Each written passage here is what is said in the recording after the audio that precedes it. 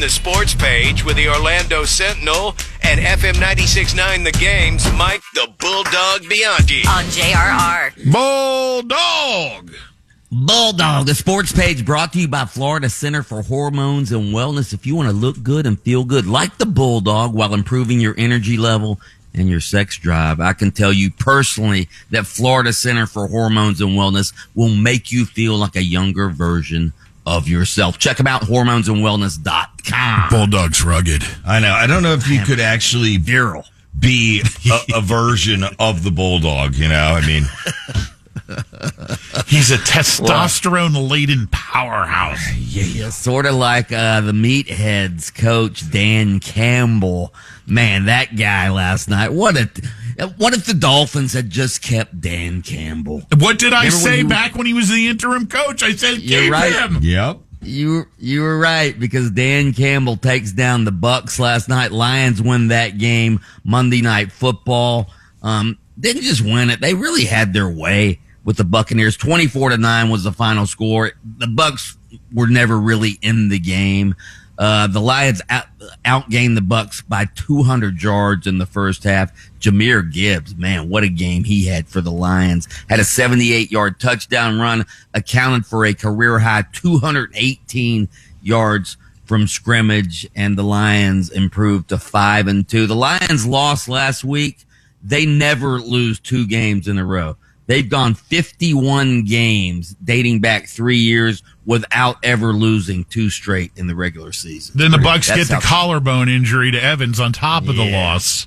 Yeah, Mike Evans, his return was short-lived. He returned last night from a 3-game absence with a hamstring injury, and Lynch is right, broken collarbone, may be out for the rest of the season, or at least until near the end of the season. So not good news for the Buccaneers. In the other game last night, the Seattle Seahawks, who are a damn good team, beat the Houston Texans 27-19. How good is their receiver, Jackson Smith-Njigba? Wow. Caught 8 passes last night, 123 yards. He's had 5 games this year with over 100 receiving yards. So he's the best receiver in the league, at least statistically.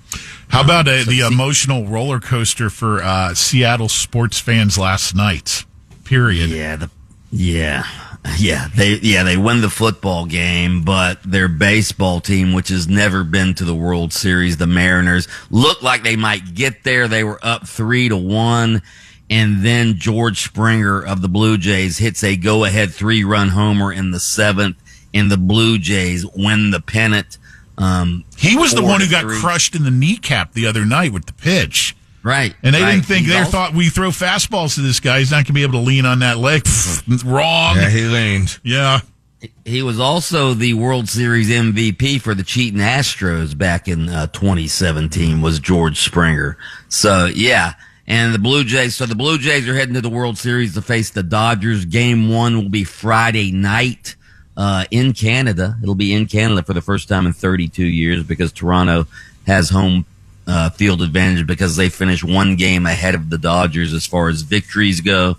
So, yeah, I wanted Seattle to get there, obviously. The Cinderella story. I think a lot of people did, yeah. Bulldog, you got any extra info on this Doug Martin death over the weekend? More details came out with this break-in that he was part of at 4 o'clock in the morning in Oakland, and then he died while in police custody. There's going to be an autopsy done, and this just sounds, they say he's been struggling with mental health issues. Yeah, Doug Martin, 36 years old. I guess he left, according to the company that represented him when he was in the NFL, he was an all-pro running back for the Buccaneers. I love the guy when he played. They called him the muscle hamster because he was a short, stocky guy and ran with brute force. So, yeah, I guess he was having some mental health issues. The company that represented Martin said that he left his house in distress that night, and he goes into a house 2 doors down in the neighborhood. Police are called. He's being detained in a break-in, and he dies while in police custody. So, obviously, the Oakland Police Department is investigating.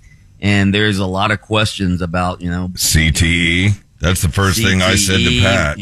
Yeah. And the way the guy played, I mean, he played with, again, brute force. He was a man when he ran the football. He was a muscle hamster. Yeah, sad. It was a sad, strange story. Hopefully, there's no malfeasance there and all of that stuff. So we'll see what happens. Bulldog, are you having an NBA watch party at your house tonight? I'll tell you what, tomorrow night when the Magic opens, certainly. But yeah, NBA season opens tonight. The Lakers face Golden State, traditional rivalry there. And then Oklahoma City, they will raise the banner. They won the championship last year. They'll raise their banner. Guess who's coming to town, though? Kevin Durant, their old superstar. He's playing for the Houston Rockets now. So it'll be the Rockets versus the Thunder, Lakers versus the Warriors. By the way, yesterday, real quick, college football, we talked about is Mike Norvell going to get fired at Florida State like Billy Napier got fired at Florida. Florida State, the AD released a statement yesterday saying we're fully committed to Mike Norvell for the rest of the season.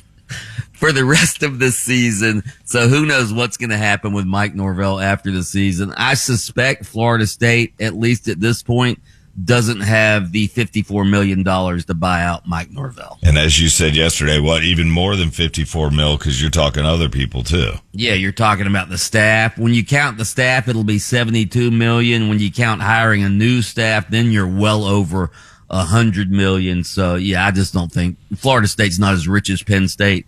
That's what I took away from the announcement yesterday. We don't have the money that Penn State has. Keeps the portal shut. Yeah. Right. That's what FSU fans need to understand. Like Pat saying that if you fire him, that portal. No. That rule has been changed. Okay. They changed that?